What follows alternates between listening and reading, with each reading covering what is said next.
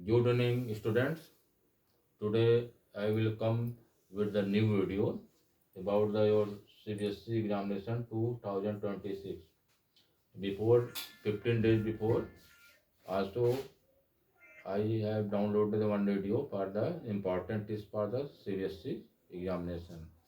So from today is 24 January and your examination going to start from 17 February.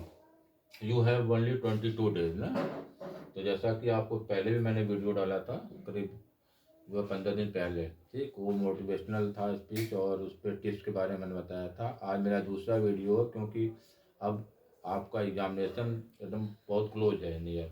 आपका जैसा 17 फरवरी से exam start होने जा रहा है, आज हो गया आपका 24 जनवरी। तो आपके पास कितना टोटल 22 डेज आपके हैंड में है। इसके अकॉर्डिंग जो है आपको जो है प्लानिंग करनी है कि कैसे आप तैयार करेंगे। कुछ चीज़ें हम बता रहे हैं इंपॉर्टेंट टिप्स जो हैं जो आपको बहुत हेल्पफुल होगा एग्ज़ाम के लिए। तो आप अपना इसको नोट करना चाहते हो तो डायरी पेन ले लीजिए और उसको अपना उसको जो इम्पोर्टेंट लगे उसको नोट करिए, उसके अकॉर्डिंग आप वर्क कीजिए। देखिए आपके पास 22 डेज है। अब जो है प्रॉब्लम क्या एग्ज़ाम में है, देखिए मेन पहली चीज़ है कॉन्फिडेंस है, दूसरा सिली मिस्टेक, तीसरा टाइम मैनेजमेंट है, how to finish syllabus. Confidence की जहाँ तक बात है तो कॉन्फिडेंस जो आपको अपने से डेवलप करना पड़ेगा क्योंकि आप क्लासेस सब कर लीजिए, आपके सिलेबस ख़त्म हो गए, प्री बोर्ड एग्जामिनेशन भी हो गए, तो तीसरा प्री बोर्ड एग्जामिनेशन आप देने जाएंगे।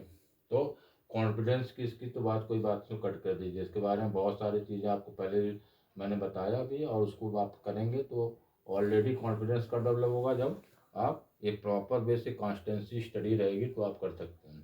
सिली मिस्टेक, बहुत ऐसे मिस्टेक करते हैं, जैसे बस कुछ पढ़ा रहता है एग्जामिनेशन में जाके आप जो उसको मतलब सही तरीके से रिप्रेजेंट नहीं कर पाते हैं पेपर्स में, तो उस पर आपको ध्यान देना है। और दो चीज़ें जैसे हैं time management, how to finish syllabus.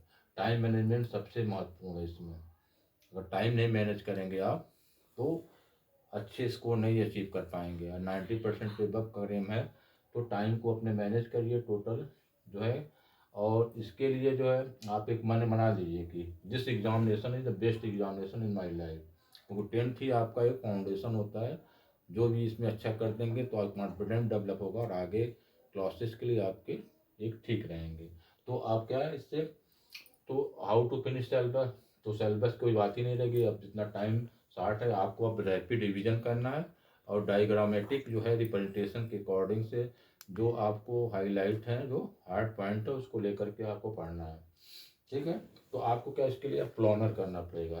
Planner में हम दे रहे हैं आपको प्लान करना पड़ेगा कि जो भी आपको टाइम है 3 स्लॉट में मैंने डिवाइड किया है उसके अकॉर्डिंग आपको वर्क करना है। तो यस, स्लॉट 1 जो है 4 आवर्स आपको स्टडी करनी है, स्लॉट 2 में 2 आवर्स और स्लॉट 3 में जो 2 आवर्स। 4 आवर्स में जो इतनी जो आपके जो टफ सिलेबस हैं, जैसे टफ सब्जेक्ट है जो मैथ हो गया, आपका साइंस हो गया, सोशल स्टडी, इस पर पूरा आपको वर्क करना है।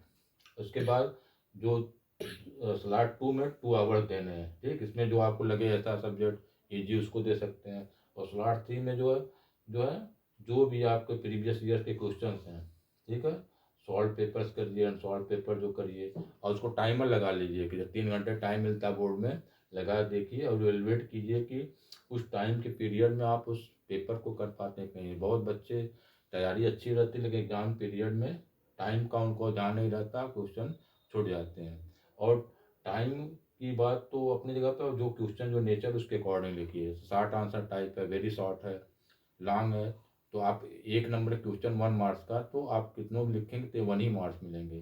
तो टू द पॉइंट आप उसको 30 वर्ड से ज़्यादा नहीं लिखिए, ठीक है।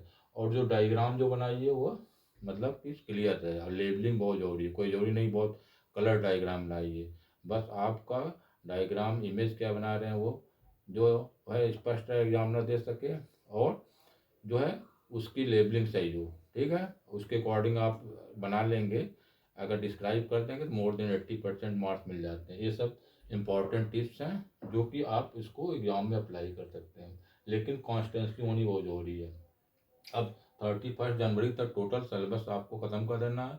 अब फर्स्ट से जो है जो आपका फरवरी से आपका जो पेपर पड़ा उसके अकॉर्डिंग आप करना है। तो पहले आपका मैथ है, तो आपको 1 फरवरी से लेकर मैथ पे बना लेना है, 4 4 घंटे का 6 6 घंटे का मैथ को देना ही देना। उसके बाद जो सब्जेक्ट बचे टाइम, तो उसके और भी सब्जेक्ट पे आप इसको दे सकते हैं।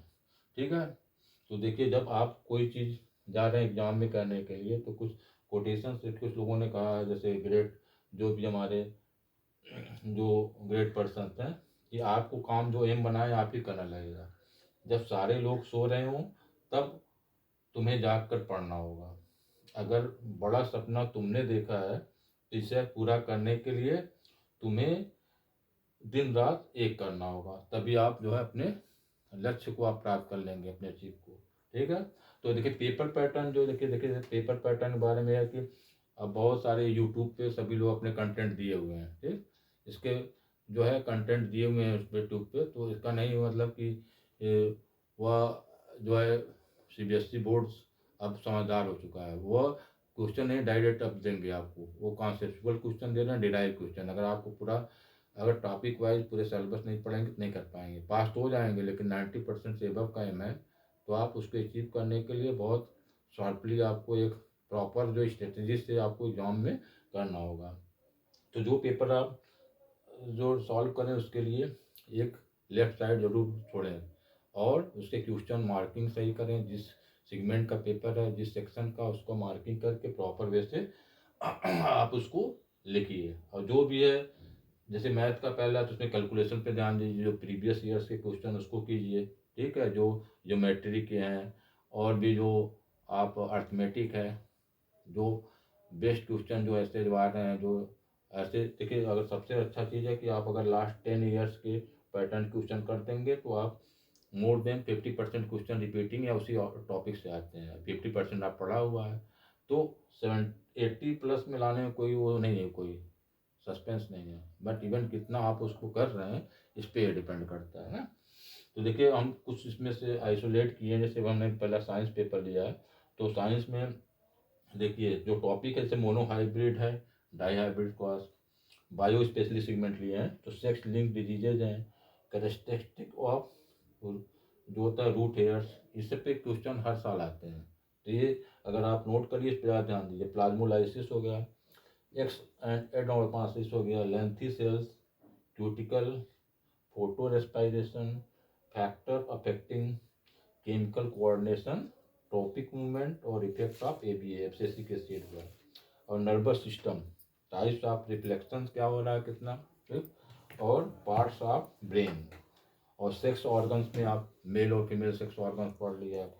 Rod and cones, endocrine glands हो गए, एडिनल ग्लैंड्स आपका हो गया, ऑक्सीटोसिन, साइटोसिन और पैंक्रियाज। ये इंपॉर्टेंट मोर देन आपके मैक्सिमम राइजिंग क्वेश्चनशिप हैं जो कि बोर्ड में बनते हैं। ठीक, और इसके लिए आप जो देखिए मेरा जो है हेल्पलाइन दिया होगा, इस पर आप देखिए, केवल बस क्वेश्चनिंग कर देंगे तो आपको आंसर मिल जाएगा, उस पर देंगे, क्योंकि वैसे कॉल करने की कोई ज़रूरत नहीं, केवल मैसेज करेंगे तो उसको जो प्रॉब्लम होगी आपको रिजॉल्व हो जाएगा। इस तरीके से जो टाइम का बचा हुआ, जो मैंने स्लॉट बताया टाइम का, प्लानर करके जो स्लॉट बना लीजिए, 3 पार्ट में डिवाइड कर लीजिए, इस पर पूरा लग जाइए आप लोग। और कम से कम डेली स्टडी आपकी जो है 9 आवर्स की होनी चाहिए, तभी आप अच्छा अचीव कर लेंगे।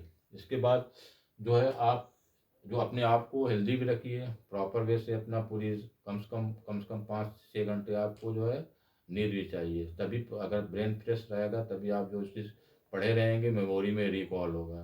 ठीक है। और वेदर भी चेंज, उससे चेंज होकर रखना। बहुत अच्छा आपने तैयारी किया है। अगर ड्यूरिंग एग्जाम अगर आप हेल्दी नहीं रहते तो आपका परफॉर्मेंस जो है अफेक्टेड होगा। तो these are I giving very very important topics is my motivational video. I think it is very useful for the student of class 10 who is going to appearing in the CBSE board examinations. So advance I given to best of luck, and see you mate again. Good night.